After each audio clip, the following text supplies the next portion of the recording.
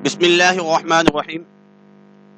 آج کا جو لیکچر ہے گرامر کی اصطلاحات بہت ہی امپورٹنٹ ہے۔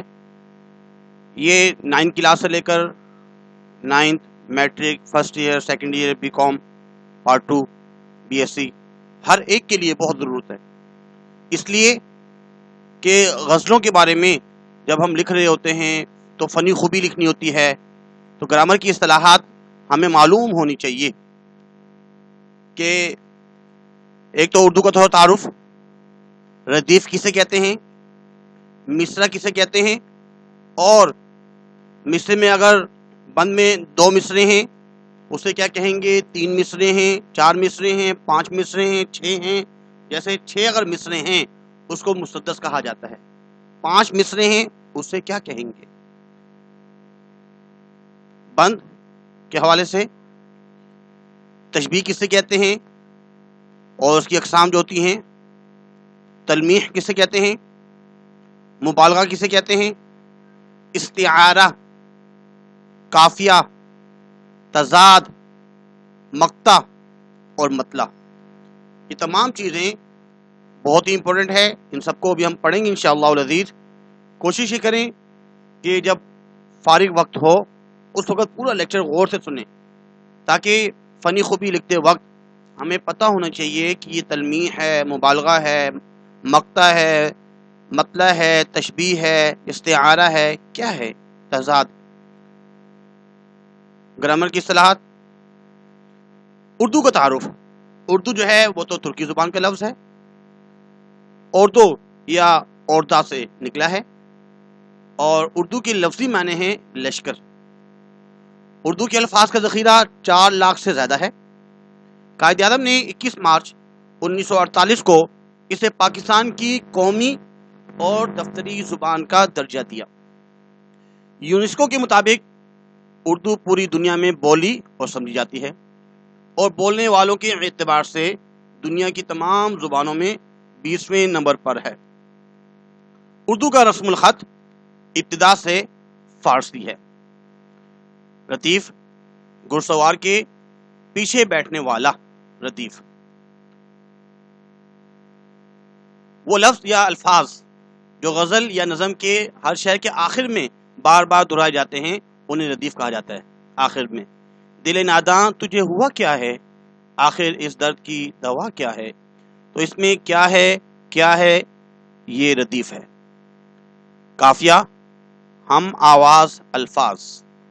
وہ ہم آواز الفاظ جو غزل یا نظم کے ہر شعر کے آخر میں ردیف سے پہلے آتے ہیں انہیں قافیہ کہا جاتا ہے۔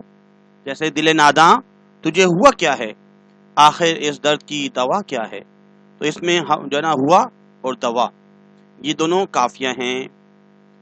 اس کے بعد قافیہ جو ہے تعداد اور الفاظ۔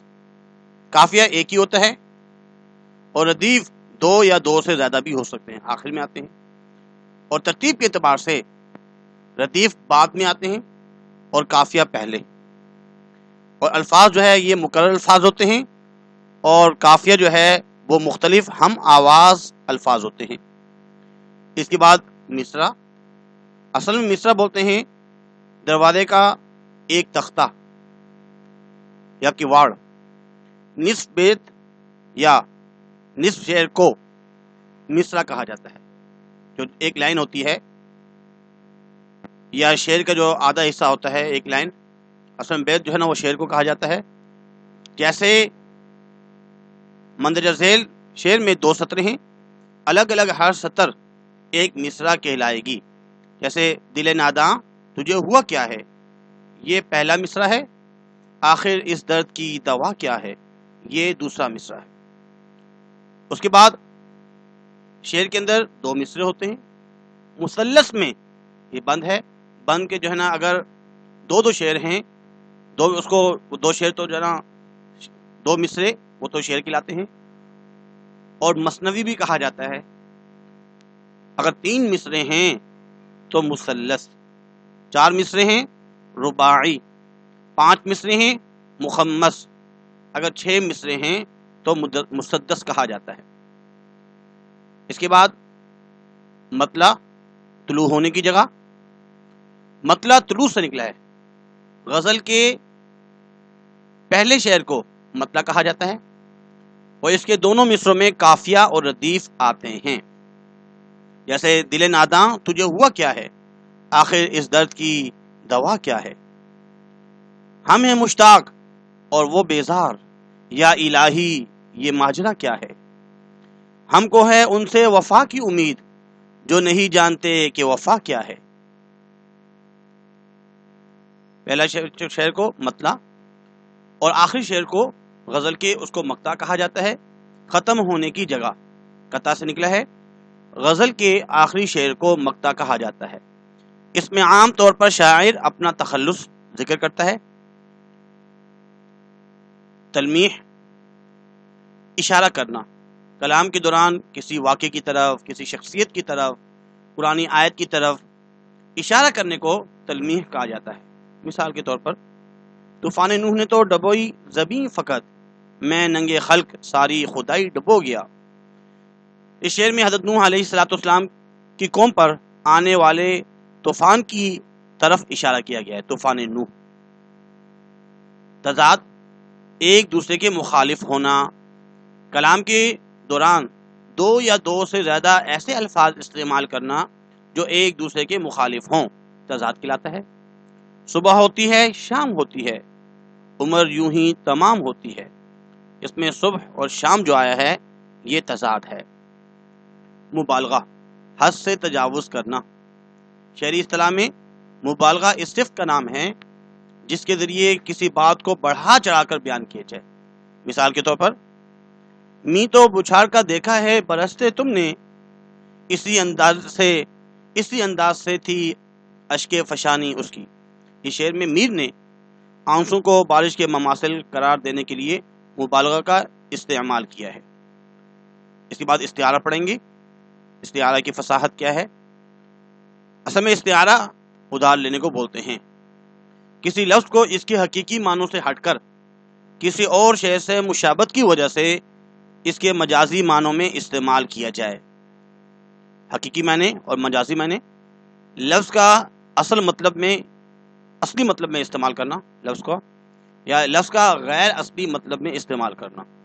اگر اصلی مطلب میں استعمال کر رہے ہیں تو وہ حقیقی معنی ہے، اگر غیر اصلی مطلب میں استعمال کیا جا رہا ہے وہ لفظ تو مجازی معنی، جیسے کھانا، روٹی کھانا یہ تو حقیقی معنی ہے، دماغ کھانا یہ مجازی معنی، ایسے پینا، پانی پینا یہ تو حقیقی معنی ہے، خون پینا یہ ہے مجازی معنی۔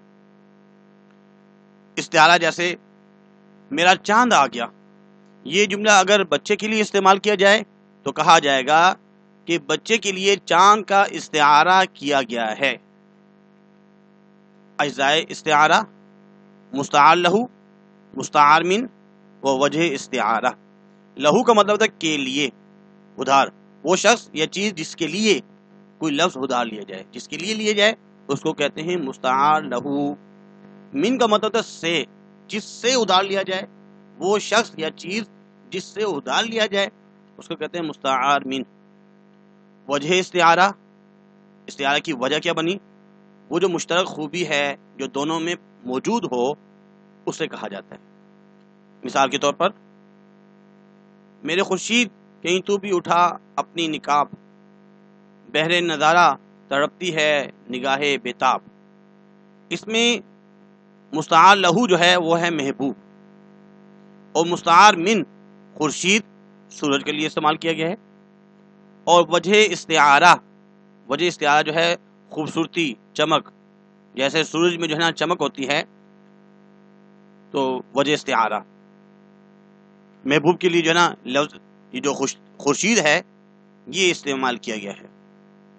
تشبیہ، ایک چیز کو دوسری چیز سے مثال دینا، اس جیسے ہم شبہ کرنا، دو مختلف چیزوں کو کسی مشترکہ صفت کی بنیاد پر ایک دوسرے کی مانند قرار دینا تشبیہ کہلاتا ہے۔ تشبیہ جیسے بچہ چاند جیسا ہے، اس جملے میں بچے کو خوبصورتی کی وجہ سے چاند سے ملایا جا رہا ہے، یعنی بچے کو چاند سے تشبیہ دی جا رہی ہے۔ دو اہم باتیں، تشبیہ میں جن دو چیزوں کو ملایا جاتا ہے وہ حقیقت میں ایک جیسی نہیں ہوتی. جن چیزوں کو ملایا جا رہا ہے ان کے درمیان کسی مشترک صفت کا ہونا ضروری ہے. ارکان تشبیہ: مشبہ، وہ شخص یا چیز جس سے ملایا جائے، جس کو ملایا جائے اسے مشبہ. مشبہ بھی، جس سے ملایا جائے، بھی ملانا کے لیے آتا ہے، وہ شخص یا چیز جس سے ملائی جا رہی ہے وہ شبیہ. حرف تشبیہ، تشبیہ دینے کے لیے جو لفظ یا جو حرف استعمال کیا جا رہا ہے، جو لفظ استعمال کیا جا رہا ہے، جو الفاظ استعمال کیے جا رہے ہیں اسے حرف تشبیہ کہا جاتا ہے. وجہ تشبیہ، وجہ کیا بنی تشبیہ کی؟ مشترک خوبی جو دونوں میں موجود ہو. تشبیہ: ناز کی اس کے لب کی کیا کہیے، پنکھڑی ایک گلاب کی سی ہے. اس میں جو مشبہ ہے وہ ہے لب، اور مشبہ بھی گلاب کی پنکھڑی، اور حرف تشبیہ کی سی، اور وجہ تشبیہ جو ہے ناز کی رنگت کے معنی میں. یہ تمام باتیں جو بورڈ کے پیپر میں اکثر ہم نے فنی خوبی میں لکھنی ہوتی ہیں، اور اس کو یاد کرنا بہت ضروری ہے. آج کے لیے اتنا ہی کافی ہے. اپنا خیال رکھیے گا. اللہ حافظ.